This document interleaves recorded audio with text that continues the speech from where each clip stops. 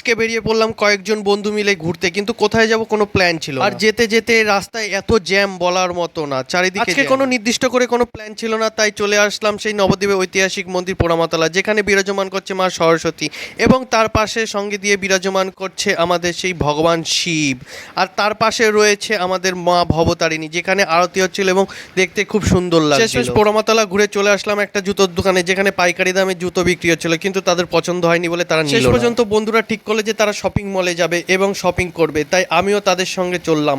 বেশ মজা করতে করতে বেশ ভালোই লাগছে। অবশেষে চলে আসলাম শপিং মলে এবং শপিং মলের ভিতরে ঢুকলাম। আর শপিং মলে ঢুকেই তারা দেরি না করে চুজ করতে শুরু করে দিল গেঞ্জি, কোন গেঞ্জিটা নেবে এবং কোনটা পরলে ভালো লাগবে। আর তার সাথে সাথে আমিও চুজ করতে শুরু করে দিলাম কোন জামাটা নিলে ভালো লাগবে এবং পরলে ভালো লাগবে, কিন্তু একটাও পছন্দ হচ্ছিল না, তাই আর নিলামই না জামা। অবশেষে গেঞ্জি জামা নিয়ে বেরিয়ে পড়লাম শপিং মল থেকে। শপিং মল থেকে বেরিয়েই দেখি যে মেঘ কালো করে ঝড় ছুটেছে আর এত হাওয়া দিচ্ছিল বলার মতো না, তাই তাড়াহুড়ো করে বাড়ি যাচ্ছিলাম যদি বৃষ্টি নেমে যায়। তবে একদিক দিয়ে হাওয়াটা বেশ ভালোই লাগছিল। অবশেষে বাড়ি আর যেতে পারলাম না, বাড়ি যাওয়ার আগেই প্রবল বৃষ্টি নেমে পড়লো, তাই একটা দোকানের পাশে দাঁড়িয়ে পড়লাম। কিন্তু বৃষ্টি আর কমার নামে নেই, বৃষ্টি ক্রমশ বেড়েই চলেছে, তাই কি করব, তাই বন্ধুরা মিলে গল্প করতে শুরু করে দিলাম। এখন বৃষ্টি কমার অপেক্ষা করছি আমরা, ততক্ষণ তোমরা আমার এই চ্যানেলটি সাবস্ক্রাইব করো। দেখা হচ্ছে নতুন একটি ব্লগ।